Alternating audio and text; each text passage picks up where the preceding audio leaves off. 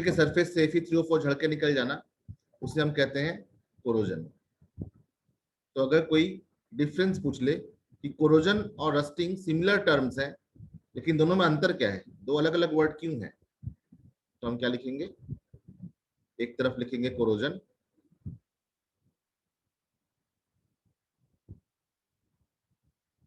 और दूसरा तरफ लिखेंगे rusting.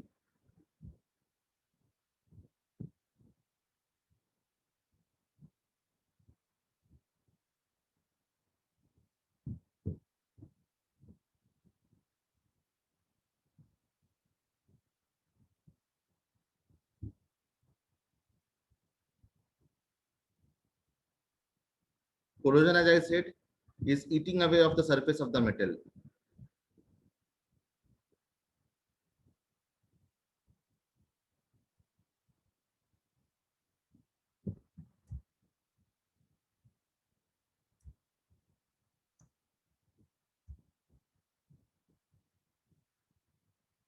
Sure.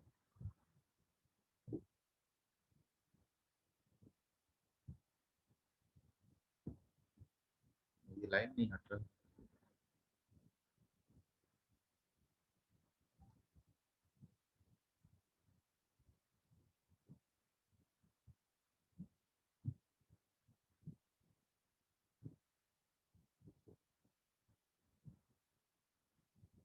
Eating away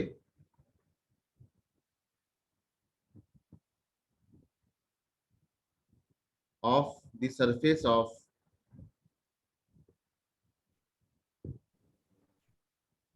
any metal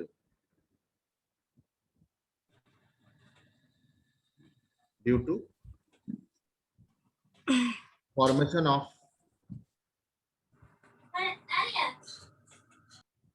rust। ये रस्ट के कारण होता है, जबकि rusting is formation of metal oxide, formation of metal oxide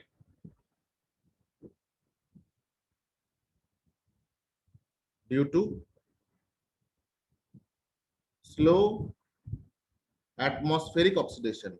मतलब कोई इसको ऑक्सीजन अलग से दे नहीं रहा है, वो एटमॉस्फेयर से ऑक्सीजन को लेकर धीरे धीरे ऑक्सीडाइज होता है ना। फॉर्मेशन ऑफ मेटेलिक ऑक्साइड और metal oxide due to slow atmospheric oxidation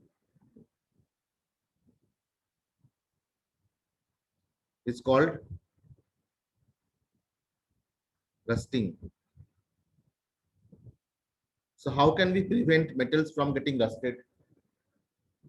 तो रस्टिंग का जो बात है वो ज्यादातर हम सिर्फ आयरन के लिए ही कहते हैं, ठीक है। In case of iron we talk about rusting.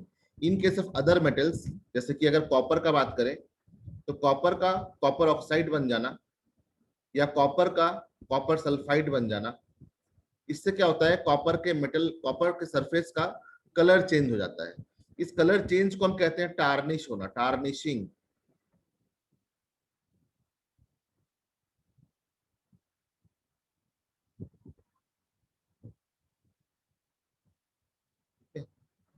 इसको रस्टिंग नहीं कहते क्योंकि इसके जो ऑक्साइड होते हैं, इसके ऑक्साइड ब्राउन, रस्ट और डस्ट के फॉर्म में नहीं होता। जैसे कि आयरन के फॉर्म में क्या होता है, ब्राउन रस्ट डस्ट के फॉर्म में होता है, वो निकल जाता है। लेकिन copper oxide, silver oxide, copper sulphide, silver sulphide, ये सब जो है इनका आउटर शाइनी कलर जो है वो चला जाता है, इसे कहते हैं टार्निश होना, ठीक है। तो एक क्वेश्चन ऐसा पूछा जाता है, why old jewelleries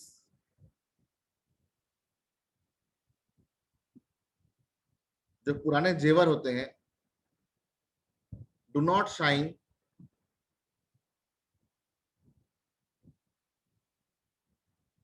like new jewelleries.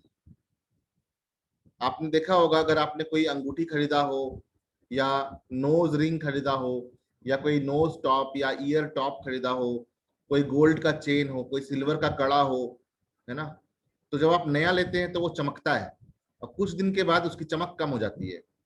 तो क्वेश्चन है कि why old jewelleries not shine like new jewelleries.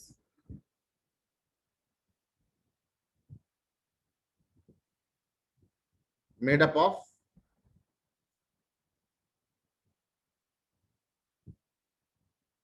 Silver, gold, platinum,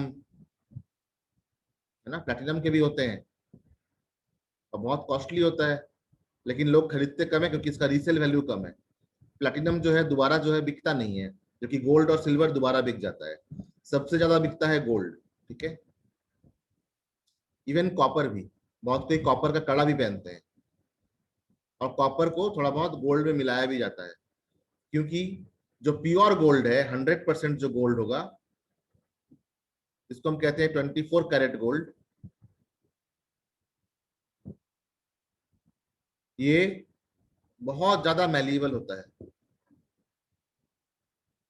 इसलिए अगर हम इससे कोई भी ज्वेलरी बनाएंगे तो उस ज्वेलरी को हार्ड शेप देना बड़ा मुश्किल है, ठीक है। वो लचीला हो जाता है, बहुत टेढ़ा मेढ़ा हो जाएगा। इसलिए इसको थोड़ा हार्ड बनाने के लिए कॉपर मिलाया जाता है, ठीक है। कॉपर मिला के इसको हम 22 कैरेट कर देते हैं, 18 कैरेट कर देते हैं, है ना। और यहाँ पे डायमंड भी लगा सकते हैं, मोती लगा सकते हैं, whatever. Why old jewelleries not shine like new jewelleries made up of silver, gold and copper? Answer, the surface of the metals, the surface of the metals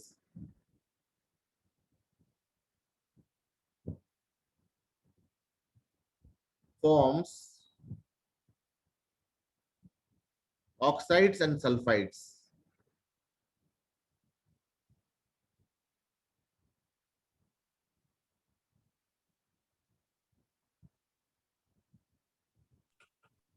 Due to slow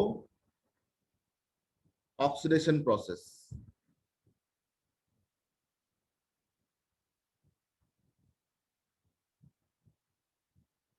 This hides the, or this covers the shiny metallic surface. Shiny metallic surface.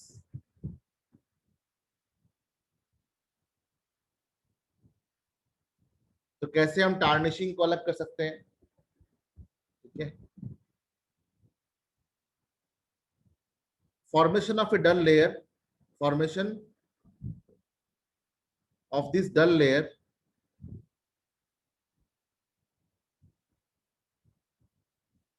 on metal surface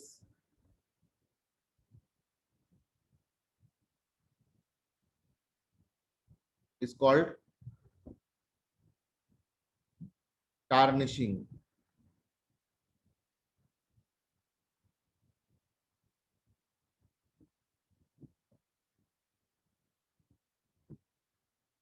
The tarnish can be removed by washing the metal with acid. The tarnish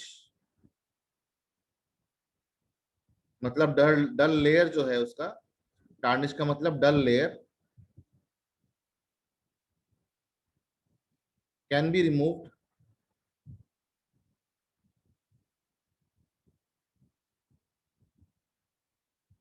bye washing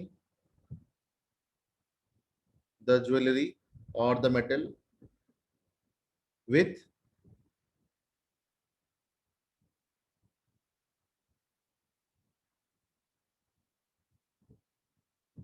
acid mixture. सिर्फ एक acid से साफ होगा नहीं, इसलिए acid mixture लिया जाता है, ज्यादातर एक्वारेजिया।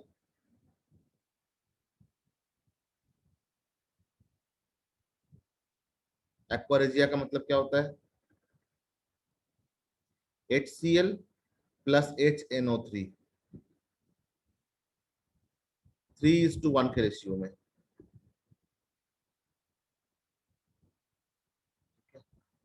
क्योंकि ये नोबल मेटल्स होते हैं, नोबल मेटल्स रिएक्ट नहीं करते हैं, तो इसको डबल एसिड से रिएक्ट करवाया जाता है। हेलो जी बता।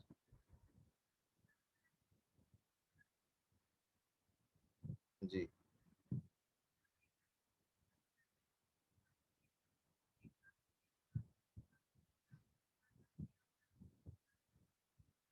हम्म।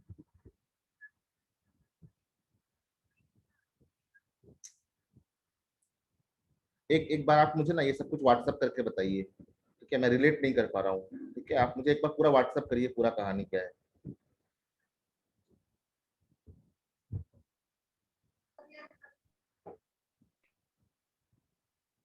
So it can be removed by washing the metal with acid mixture, aqua regia, HCl plus HNO3, ठीक है? एक बार इसको वॉश करने के बाद क्या होता है कि उसका ऊपर का लेयर साफ हो जाता है, लेकिन ऐसा करने पे क्या होता है कि जो प्रेसियस मेटल है उसका वेट भी कम हो जाता है, ठीक है? और जो सुनार होते हैं, ये जो लिक्विड में वॉश आउट होकर जो ऑक्साइड आया है उसको इलेक्ट्रोप्लेटिंग करके उससे मेटल अलग भी कर सकते हैं, ठीक है? इसलिए अगर जरूरत ना पड़े तो बिना मतलब का ज्वेलरी को ज्यादा साफ नहीं करना चाहिए। जितना हम ज्वेलरी को साफ करवाएंगे एसिड से उतना ही उसका ऊपर का लेयर निकलता जाएगा, और जो उसका ऑक्साइड निकल रहा है तो ऐसा नहीं कि सिर्फ ऑक्सीजन निकल रहा है, वो मेटल को लेके साफ हो जाता है ना? इसलिए बार बार ज्वेलरीज को साफ नहीं कराना चाहिए, ठीक है? ए सिल्वर क्वेश्चन है, a silver ring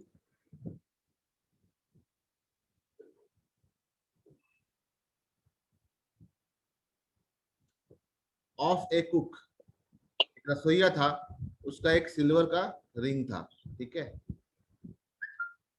fail into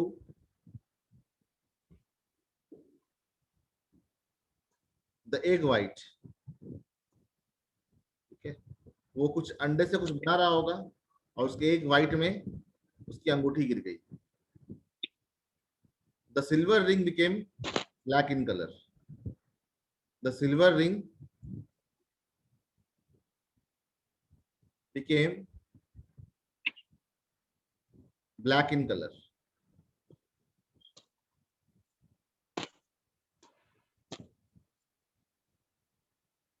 Give reason, क्या कारण हो सकता है? अगर ये कारण जान जाओ तो कभी भी चांदी का कोई सामान से अंडे से कोई काम नहीं करोगे। See, the answer of this is egg contains albumin, egg contains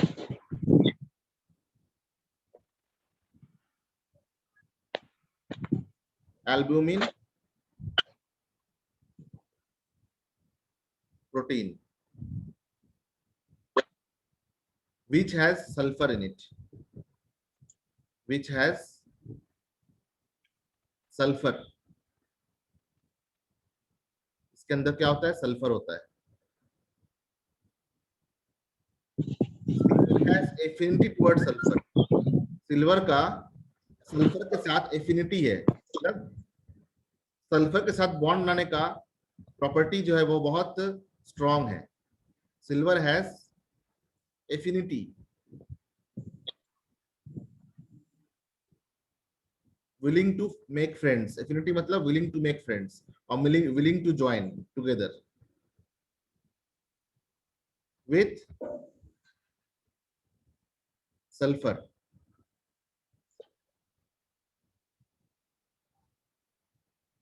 So silver with sulfur forms silver sulfide.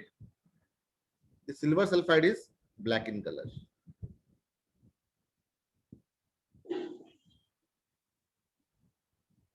फिर वापस इस कलर को हम कैसे पा सकते हैं?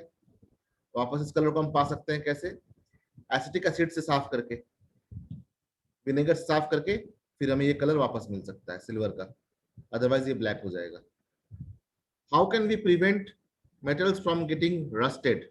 किसी मेटल को हम रस्टिंग से कैसे बचा सकते हैं? ये भी एक एग्जामिनर फेवरेट क्वेश्चन है, ठीक है? एक क्वेश्चन है एग्जामिनर फेवरेट क्वेश्चन। जो भी क्वेश्चन पेपर बनाते हैं उनको बहुत मन होता है इस क्वेश्चन को देने का।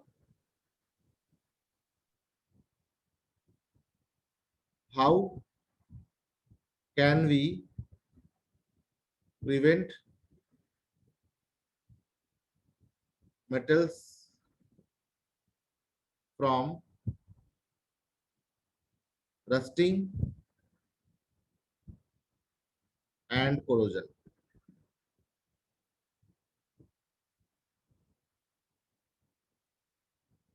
तो क्या कर सकते हैं हम? सरफेस को हम पेंट कर सकते हैं, पेंटिंग द सरफेस, ये तो हम करते ही हैं। दिखना तुम्हारे घर के अंदर जो खिड़कियों में रेलिंग्स होंगी, खिड़कियों में जो जालियां हैं लोहे की, है ना, पेंटिंग द सरफेस, उसको हम पेंट कर देते हैं। जो सीढ़ियों में रेलिंग्स हैं उसको हम पेंट कर देते हैं, पेंटिंग द सरफेस। या फिर उसके ऊपर एक निकेल का प्लेट लगा देते हैं, जिसको हम कहते हैं गैल्वेनाइजिंग, गैल्वेनाइजिंग कहते हैं उसको, और निकेल प्लेटिंग भी कहते हैं।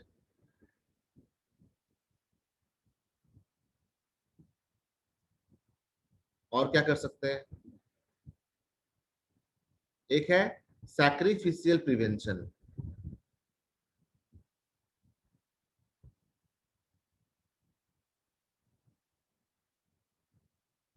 अगर मान लो कि आयरन का कोई नट है, या आयरन का कोई स्क्रू है, या आयरन का कोई बोल्ट है, ये मैंने आयरन का एक बोल्ट बनाया। बोल्ट समझते हो ना, नट बोल्ट।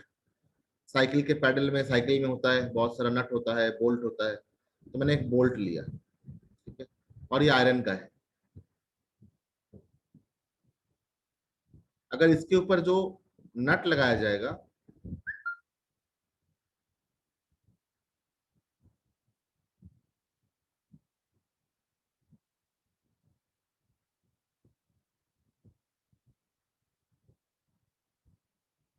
इस प्रकार से नट लगाते हैं किसी भी दो चीज को जोड़ने के लिए।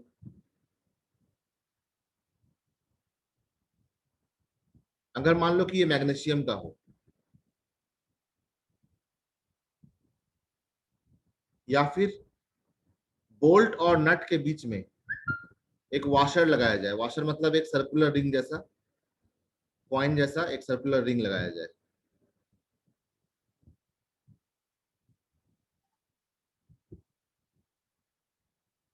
और ये अगर मैग्नीशियम का हो कोई भी, तो कौन सा ज्यादा रिएक्टिव है? मैग्नीशियम ज्यादा रिएक्टिव है आयरन से। इसलिए अगर ऑक्सीडाइज होना होगा तो ऑक्सीजन किसके ऊपर जल्दी एक्ट करेगा? मैग्नीशियम के ऊपर, ना कि आयरन के ऊपर। तो क्या होगा कि इतना मोटा जो नट है, ये खराब होने के एवज में एक वॉशर, यानी कि एक छोटा सा प्लेट इसमें जो लगाया हुआ है मैग्नीशियम का, वही खराब हो जाए, फिर से हम रिप्लेस कर सकते हैं। इससे क्या है कि मेंटेनेंस चार्ज किसी भी मशीनरी का कम हो जाएगा। जैसे कि जो शिप्स चलते हैं नदी में, समुद्र में जो शिप्स चलते हैं, उस शिप्स के अंदर जो भी मशीनरीज हैं, जो भी जॉइंट्स हैं, जिसको नट बोल्ट से ज्वाइंट किया गया है, हर एक जर्नी के बाद सर्विसिंग करवाई जाती है उसकी, है ना। जो बड़े बड़े बोट्स होते हैं, शिप्स होते हैं, उसके अंदर जो नट बोल्ट होंगे, है ना, जो भी नट बोल्ट होते हैं उसके अंदर, अगर पूरे के पूरे बोल्ट में ही रस्ट हो जाए तो शिप को आगे ले जाने में दिक्कत होगी। तो इसलिए क्या करते हैं, कोई छोटा सा वॉशर लगा देते हैं, जिस वॉशर में मैग्नीशियम का एक रिंग हो।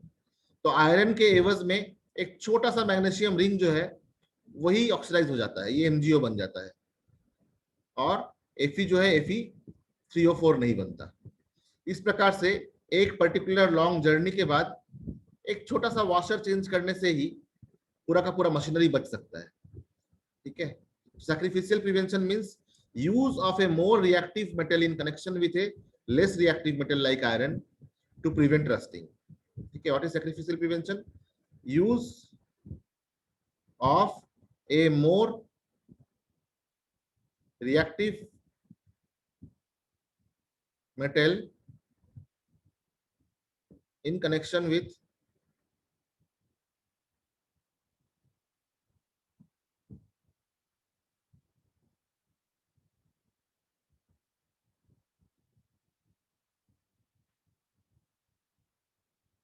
Less reactive metal.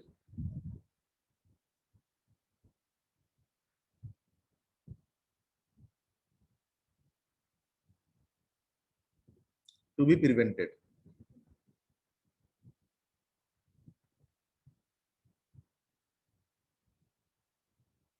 From rusting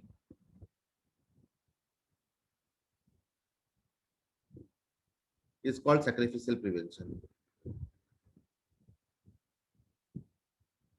is called sacrificial prevention। तो ये एक तरह से आज का जो टॉपिक था वो था application of oxidation, application of oxidation, जिसमें हमने क्या क्या पढ़ा आज। हमने पढ़ा कोरोजन, रस्टिंग, टार्निशिंग और प्रिवेंशन। नेक्स्ट क्लास में हम पढ़ेंगे कोरोजन के बारे में और फिर ये चैप्टर खत्म हो जाएगा, फिर हम एक्सरसाइज क्वेश्चंस करेंगे। ठीक है, नेक्स्ट क्लास में यानी कि कल हमारा ये चैप्टर खत्म होने के बाद फिर हम एक्सरसाइज क्वेश्चंस भी कर पाएंगे। ठीक है, thank you everyone for being with me.